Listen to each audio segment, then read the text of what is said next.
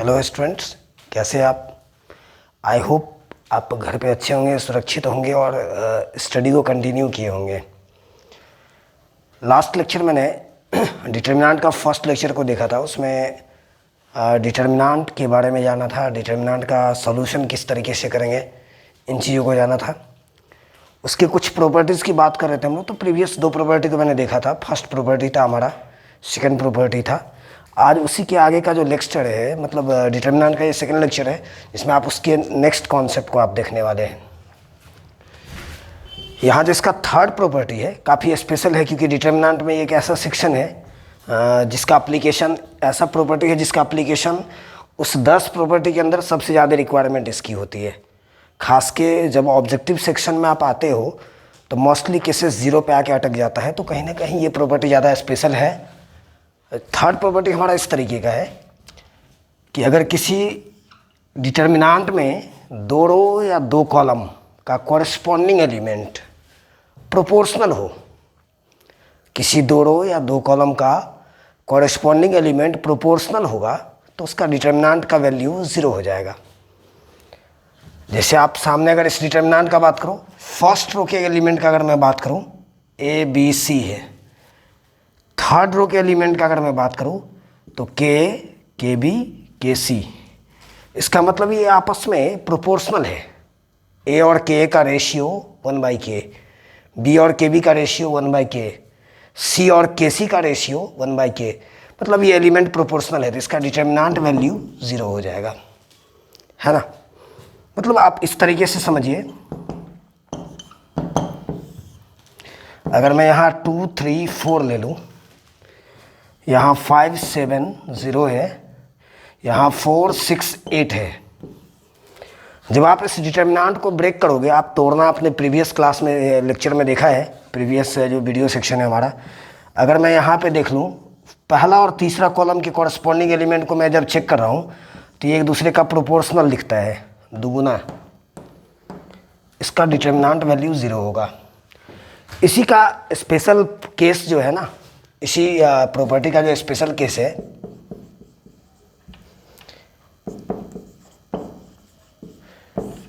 Special case इस तरह से है कि अगर किसी इसी प्रॉपर्टी का जो निकला हुआ कोरोलरी आप बोल सकते हैं, अगर ये थ्योरम है तो वो कोरोलरी है कि अगर किसी डिटर्मिनेंट में 2 रो या 2 कॉलम का कॉरस्पॉन्डिंग एलिमेंट सेम हो जाए तब भी डिटर्मिनेंट का वैल्यू 0 हो जाएगा। जैसे अगर यहाँ पे अगर ए था, यहाँ भी ए होता तो इसका रेशियो 1 आता, प्रोपोर्शनल तब भी बोलेंगे हम लोग।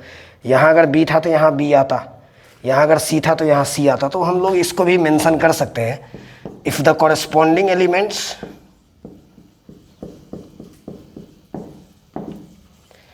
Elements of any 2 rows or columns are same,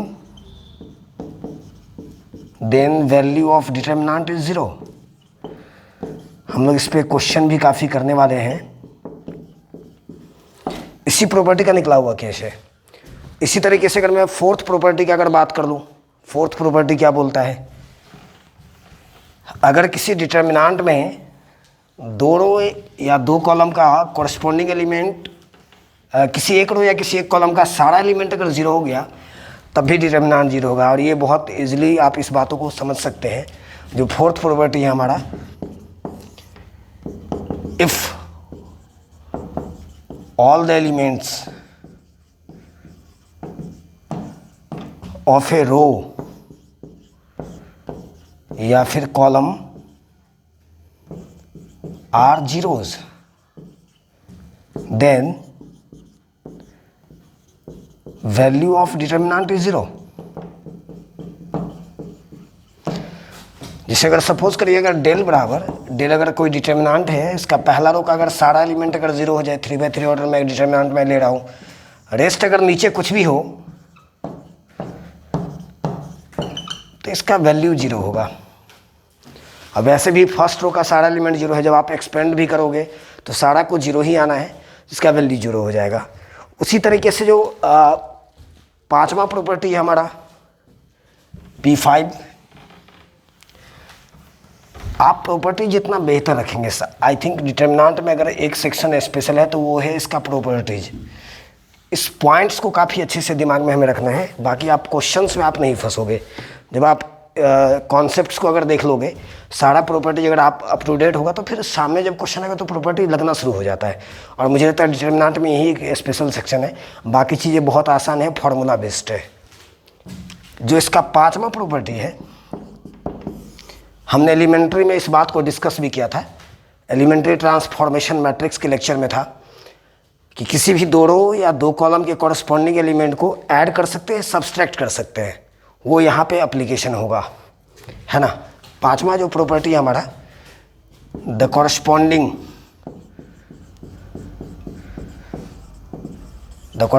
elements of any 2 rows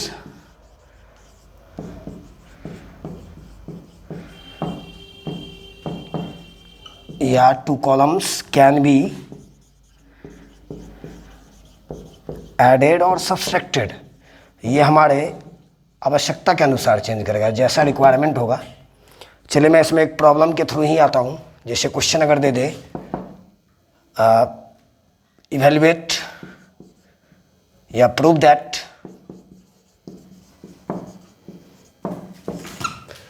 एक डिटर्मिनेंट है यहाँ पे x + a y + b z + c x y z a b c = 0 without expanding.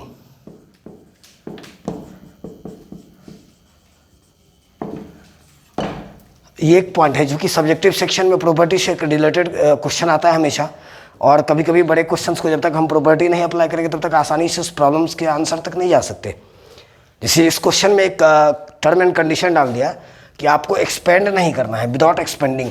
तो एक्सपेंड आपने किया है, किसी एक रो या किसी एक कॉलम के सारे एलिमेंट को एक्सपेंड कर देंगे तब भी इसका वैल्यू 0 हो जाएगा, बट वैसे हमें नहीं जाना है, यानी किसी न किसी प्रॉपर्टी से इस प्रॉब्लम को ब्रेक करना है। तो अगर मैं इसको चलो मैं डेल लेट कर देता हूँ इस डिटर्मिनेंट को, x + a y + b z + c पहला कॉलम है, सेकेंड कॉलम में x y z, थर्ड में a b c। अगर मैं इस डिटर्मिनेंट में आपको एक चीज़ दिख रहा होगा, अगर मैं इस x को यहाँ माइनस कर दूँ तो a बच रहा है, इस y को अगर यहाँ माइनस कर दूँ तो b बच रहा है, इस z को यहाँ माइनस कर दूँ तो c बच रहा है। तो a b c बचने के बाद इसके इक्वल हो जाएगा।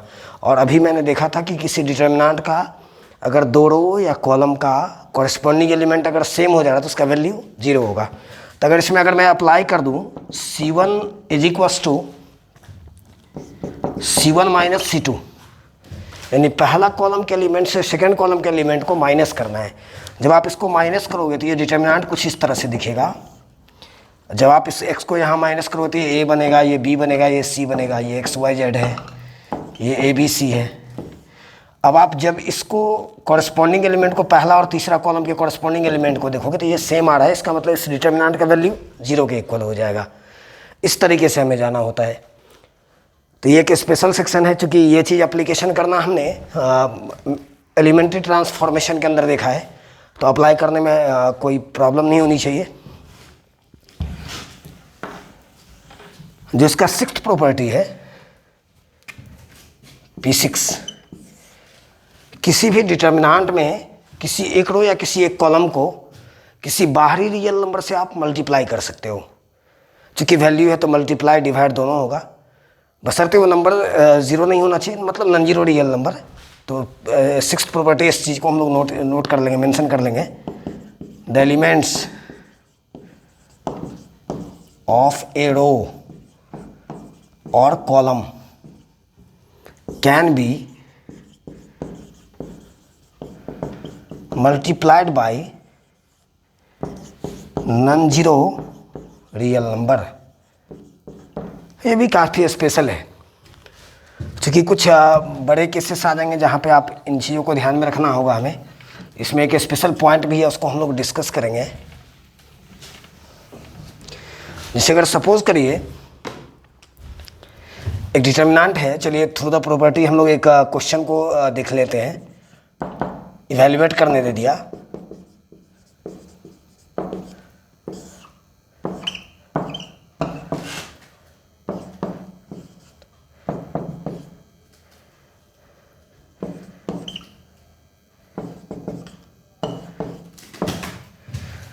चलिए एक डिटर्मिनेंट हमने अरेंज कर दिया। हालांकि आप एक्सपेंशन से जा सकते हैं, लेकिन जब प्रॉपर्टी बोलेगा तो वहाँ पे हमारी मजबूरी हो जाती है, हेल्पलेस हो जाता है कि हाँ थ्रू द प्रॉपर्टी जाना पड़ेगा। अब ये डिटर्मिनेंट हमें ब्रेक करना है, तो बहुत आसानी से हम लोग ब्रेक कर सकते हैं। कैसे ब्रेक करेंगे ये समझिए। अगर मैं इसको इवेल्युएट करना चाहूँ, एक चीज़ आप दिख रहा होगा आपको, जब आप न्यूमेरिकली इसको सही से ऑब्जर्व करोगे, जब क्वेश्चन को आप सही से देखोगे, तो सेकेंड कॉलम और थर्ड कॉलम का कॉरस्पॉन्डिंग एलिमेंट एक दूसरे का 6 टाइम्स है, 6 गुना है। 7 गुने 6, 7 इंटू 6 42 हो रहा है, 7 गुने 6 42 हो रहा है, 9 इंटू 6 54 हो जाएगा, 10 इंटू 6 60 हो जाएगा। तो अगर इस डिटर्मिनेंट में अगर मैं अप्लाई कर दूँ, इसमें अगर मैं अप्लाई करूँ C3, तीसरा column C3 is equals to, है ना, 1/6 C3 को टेंस करवाऊँ 1/6 इंटू C3। इसका मतलब C3 के एलिमेंट को 6 से डिवाइड कर देना है, या यूँ बोलो कि 1/6 से मल्टीप्लाई कर दिया, एक ही बात है, कोई प्रॉब्लम नहीं है। तो ये कुछ इस तरह से दिखेगा। इसमें एक टर्म और मुझे ध्यान रखना पड़ेगा, मैं डिस्कस करूँगा इन चीज़ों को। मैंने 6 से मल्टीप्लाई की क्यों, इस बात को मैं डिस्कस करूँगा। 2 3 5 है, 7 9 10 है। अगर मैं इसको 6 से डिवाइड करूँ इन सारे एलिमेंट्स को, तो ये 7, ये 9, ये 10। अब आपको सेकेंड और थर्ड कॉलम का कॉरस्पॉन्डिंग एलिमेंट सेम दिख रहा होगा, तो इसका रिजल्ट 0 बन जाएगा। और जब ये 0 बनेगा तो इंटू 6 0 होना है। एक चीज़ हमें ध्यान रखना है, जिस रो या जिस कॉलम में आप किसी भी नंबर से मल्टीप्लाई करोगे, या जिसमें आप चेंज करोगे जिस रो या कॉलम में, उस रो या कॉलम के वो किस नंबर से आपने मल्टीप्लाई किया, वो सेम रिवर्स प्रोसेस बाहर लगाना होता है। जैसे आप न्यूमेरिकली एक चीज़ जानते हैं, मान लीजिए अगर 7 कोई वैल्यू है, चूँकि डिटर्मिनेंट एक वैल्यू है मुझे तो पता है, डिटर्मिनेंट एक वैल्यू है जो स्क्वायर मैट्रिक्स से रिलेटेड है। अगर सपोज करें 7 है, आपने इसको 6 से मल्टीप्लाई कर दिया, तो आपको 6 से डिवाइड भी करना होगा, ताकि इसके वैल्यू पे कोई इफेक्ट नहीं पड़ना चाहिए। या फिर 6 से डिवाइड करो तो 6 से मल्टीप्लाई भी करो, तो आपने C3 में चेंज कर रहे हैं, यहाँ पे C3 में मुझे चेंज करना है, और C3 को मैंने 6 से डिवाइड किया, तो 6 से मल्टीप्लाई करना नेसेसरी है।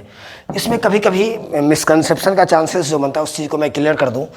कभी कभी आप ऐसे करोगे, किसी डिटर्मिनेंट में इस तरीके से अप्लीकेशन करोगे। एक पॉइंट है, काफ़ी स्पेशल है, ध्यान रखेंगे। मान लीजिए आपने अप्लाई किया R1, आप चेंज करना चाह रहे हो फर्स्ट रो में, और कुछ ऐसा चेंज करना चाह रहे हो A into R1 plus B into R2। Suppose करिए मतलब आप R1 में चेंज करना चाहते हैं, और ऐसे चेंज करना चाह रहे हैं कि R1 के एलिमेंट को A से मल्टीप्लाई कर रहे हैं, सारे एलिमेंट्स को, R2 के एलिमेंट को B से मल्टीप्लाई कर रहे हैं, फिर दोनों को ऐड कर रहे हैं। अब तुम बोलोगे यहाँ पे कि आपने मल्टीप्लाई A और B दोनों से, डिवाइड किससे करूँ, A और B दोनों से? नहीं, मुझे ये देखना है कि चेंज कहाँ पे हो रहा है।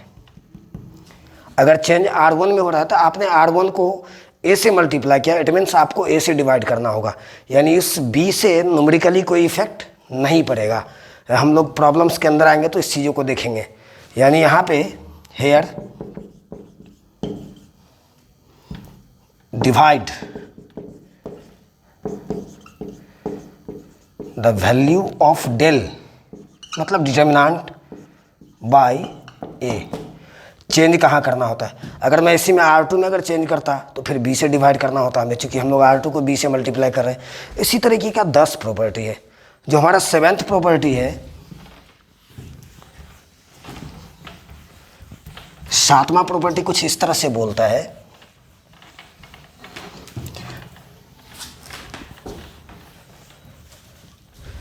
कि अगर किसी डिटर्मिनेंट में किसी एक, पहले मैं इसको न्यूमेरिकली देख लूँ, उसके बाद इस रूल्स को लिखेंगे। थोड़ा सा लेंदी लिखना होगा इन चीज़ों को।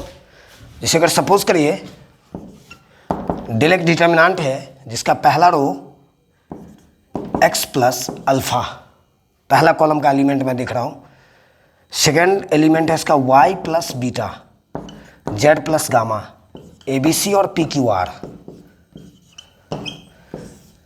आप इसमें देख रहे होंगे कि इस डिटर्मिनेंट के फर्स्ट कॉलम में जो एलिमेंट है, वहाँ पे दो एलिमेंट का सम के फॉर्मेट में है, ये x plus alpha, y plus beta, z plus gamma.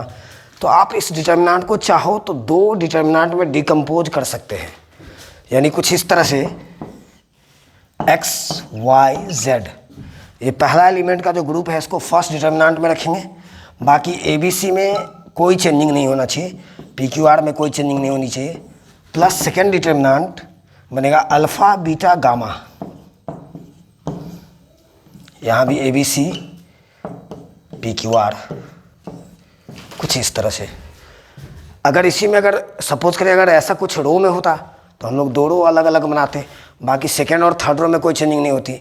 अगर इसी में 3 एलिमेंट होता, सपोज करें यहाँ पे x प्लस अल्फ़ा प्लस अगर यहाँ पे P1 रहता तो P1 वाला एक और डिटर्मिनेंट यहाँ बनता।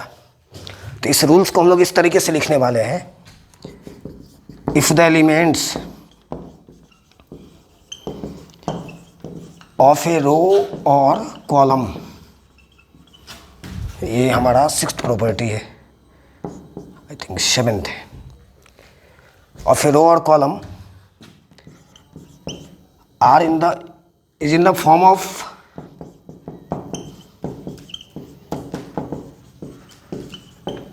sum of 2 elements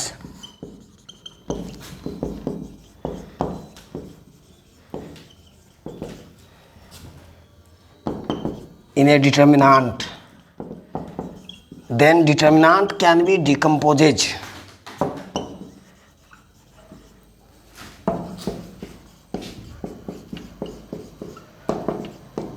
into 2 determinants.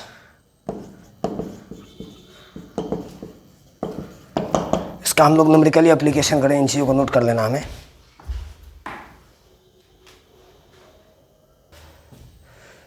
इस तरीके से हमारा चलो मैं इस पे पहले 7th प्रॉपर्टी एक प्रॉब्लम डिस्कस कर दूं। क्वेश्चन कुछ इस तरह से है, इवेल्युएट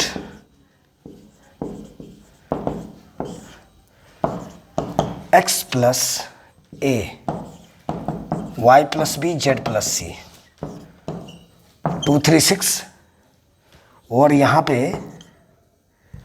चलो मैं इसको ABC कर दूं तो ज़्यादा आसानी से ब्रेक कर सकते हैं आप। कई तरीका होगा, अब जैसे आपने प्रीवियस 5-6 प्रॉपर्टी को देखा तो आपके दिमाग में भी आना शुरू होगा कि इस प्रॉब्लम को कैसे तोड़ा जाए। लेकिन अभी जो हम इस क्वेश्चन को ब्रेक करेंगे ना, तो लास्ट प्रीवियस प्रॉपर्टी को हम लोग देखने वाले हैं। आप इस चीज़ में देख रहे होंगे फर्स्ट कॉलम का फर्स्ट रो का जो एलिमेंट है यहाँ पर 2 एलिमेंट का सम का फॉर्मेट बना हुआ है। तो अगर मैं इस डिटर्मिनेंट को कुछ ऐसे लिखना चाहूँ x y z, तो ये फर्स्ट एलिमेंट का ग्रुप अलग कर दूँ, बाकी आपको पता है रिमेनिंग में कोई चेंजिंग नहीं होगा। तो ABC x y z, यहाँ पे सेकेंड एलिमेंट ABC, यहाँ भी ABC। आप इस तरीके से डिकम्पोज कर सकते हैं। तीसरा भी डिटर्मिनेंट बनता अगर यहाँ पे थर्ड एलिमेंट प्लस में होता तो। अब जब आप इस दोनों को ऑब्जर्व करोगे तो आपको दिखेगा कि इसका फर्स्ट रो और थर्ड रो का कॉरस्पॉन्डिंग एलिमेंट सेम है, जिसकी वैल्यू 0 हो जाएगी। यहाँ पे भी फर्स्ट रो और सेकेंड रो का कॉरस्पॉन्डिंग एलिमेंट सेम है, तो इसकी वैल्यू 0 हो जाएगी। इस तरीके से आना है। अगर आप इसी को जब एक्सपेंड करोगे तो मुझे लगता है काफ़ी टाइम टेकिंग होगा, और ख़ास के जब आप सब्जेक्टिव सेक्शन में आओगे तो वहाँ मेंशन करता है कि by using properties of determinant, तब आपकी मजबूरी होगी प्रॉपर्टीज लगाना है हमें। तो इसलिए आप एप्लीकेशन करना इसका सीखिए। अब जब भी हम लोग के सामने प्रॉब्लम आए तो हमेशा हम लोग किसी न किसी प्रॉपर्टी को ज़रूर देखेंगे कि कौन सा प्रॉपर्टी इसके अंदर लगने वाला है। अब लास्ट का जो 3 प्रॉपर्टी है ये ऑब्जेक्टिव सेक्शन के लिए है। अभी तक का जो 7 प्रॉपर्टी था इसमें हम लोग सब्जेक्टिव के प्रॉब्लम्स को आसानी से कर सकते हैं। जो हमारा 8वां प्रॉपर्टी है, अगर k इंटू ए का determinant is equals to k to the power n into A का डिटर्मिनेंट। हालांकि आप न्यूमेरिकली इस तरह का प्रॉब्लम देख चुके होंगे, मैं डिस्कस कर दूं यहाँ पे k a n का क्या मतलब है। k यहाँ पे कोई रियल नंबर है, 2 3 4 5 6 रियल नंबर से किसी भी फिगर को आप निकाल लो, k उसको रिप्रेजेंट कर रहा है। a कोई स्क्वायर मैट्रिक्स है और n उसका ऑर्डर है, n इसका ऑर्डर है, और बाकी डिटर्मिनेंट का डिस्कशन हो रहा है।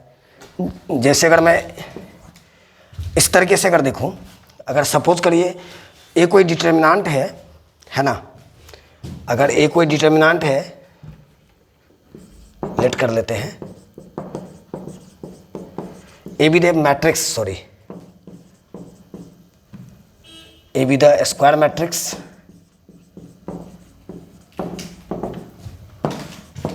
Of order 3, then 3 into A का डिटर्मिनांट कितना होगा, है ना, वेयर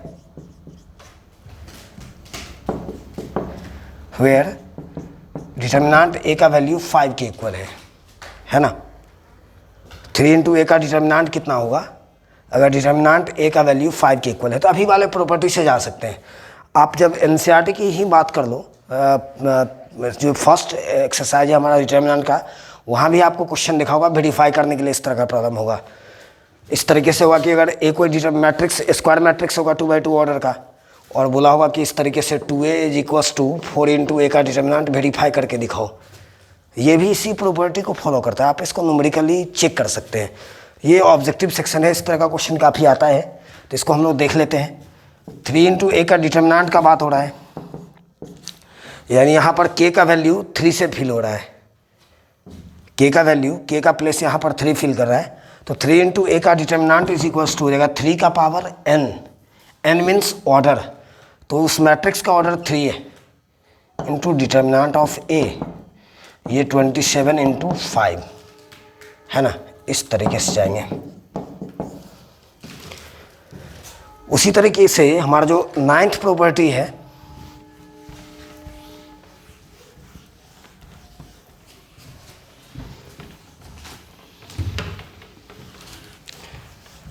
जो हमारा 9th प्रॉपर्टी है P9,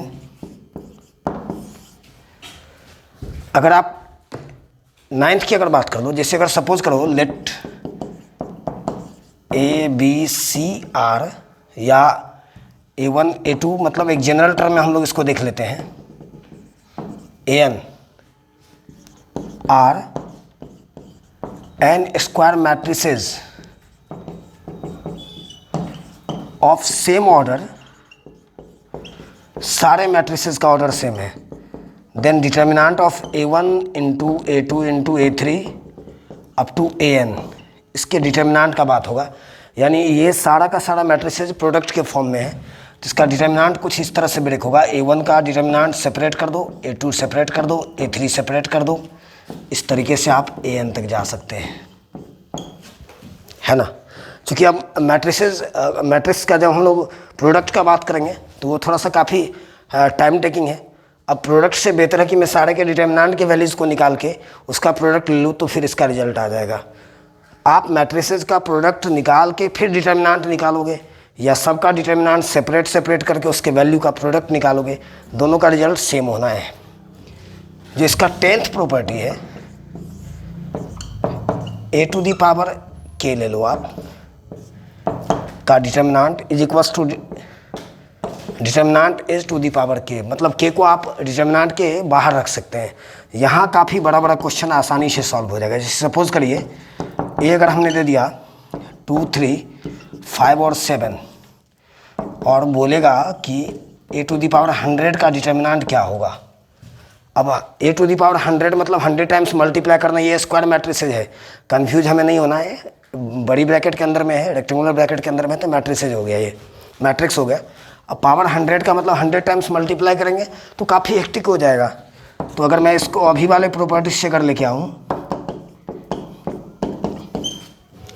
तो a⁴ का डिटर्मिनेंट डिटर्मिनेंट a का पावर 100 ले सकते हैं, 2, 3, 5, 7, है ना। और ये हमने ब्रेक करना सीखा है प्रीवियस क्लास में। 2 इंटू 7 यानी 14 माइनस 15 माइनस 1 का पावर 100 यानी +1, कितना इजीली ब्रेक हो जा रहा है। उसी तरीके से जो लास्ट प्रॉपर्टी है हमारा,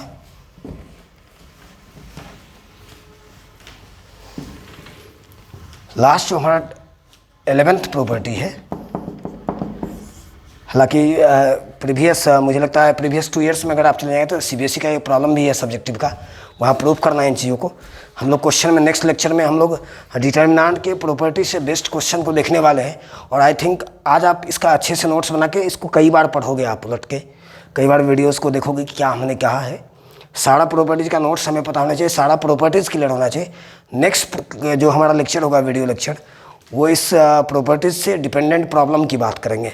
तो आई थिंक ये और भी ज़्यादा क्लियर हो जाएगा, जो हम लोग 1-2 दिन के अंदर उस वीडियोज़ को भी देखने वाले हैं। 11वां प्रॉपर्टी है the determinant value of skew symmetric.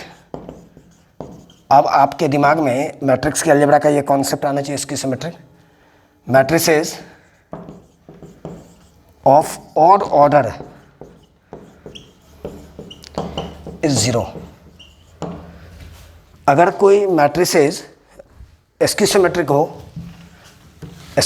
होगा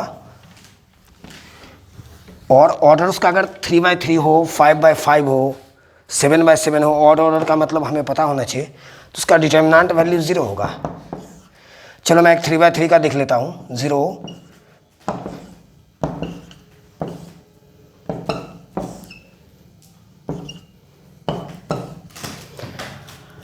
अगर मैं इस तरह का डिटर्मिनेंट देखूँ तो इसका सीधा रिजल्ट मैं 0 लिख सकता हूँ। प्रीवियस लेक्चर में हम लोग इस पे डिपेंडेंट क्वेश्चन देखने वाले हैं। मैंने इसकी सिमेट्रिक के बारे में समझा था कि डायगोनल हमेशा 0 होगा। इसकी सिमेट्रिक 3/3 ऑर्डर तो है, ये तो दिख रहा है, और तो हो गया। अब ये इसकी सिमेट्रिक है कि नहीं, ये हमने पहचानना बताया था कि डायगोनल हमेशा 0 से भरा होगा और कंजुगेट एलिमेंट एक दूसरे का निगेटिव होगा। इसकी सिमेट्रिक है, इसका डिटर्मिनेंट वैल्यू 0 होगा। आज के लेक्चर को हम लोग इसी 10 प्रॉपर्टी को देखने वाले हैं। नेक्स्ट लेक्चर में हम लोग इन सारे प्रॉपर्टी से रिलेटेड प्रॉब्लम को देखने वाले हैं। आई थिंक आज भी आप कम से कम 30-40% क्वेश्चन को ज़रूर अप्रोच कर सकते हो, अगर प्रॉपर्टीज़ के सारे कॉन्सेप्ट पे पकड़ हो गई तो। बस इसको स्टडी करिए, इसका नोट्स बनाइए, लगातार बने रहिए, लगातार वीडियोज़ आते रहेंगे।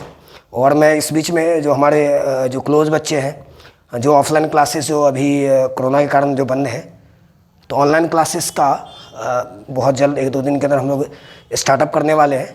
तो अगर लगेगा कि नहीं हम लोग को रेगुलर क्लासेस या डेली क्लासेस चाहिए, क्योंकि यूट्यूब पे डेली करना पॉसिबल नहीं हो पाता है, तो आप मेरे व्हाट्सअप नंबर पे या कमेंट सेक्शन में आप अपना नंबर डालें। और बहुत जल्द हम लोग लाइव सेक्शन स्टार्ट करने वाले हैं। लाइव सेशन में हम लोग रेगुलर क्लासेस रहेगी, डेली कुछ ना कुछ वीडियोज़ आपके प्रॉब्लम्स को भी देखेंगे। चलिए, थैंक यू।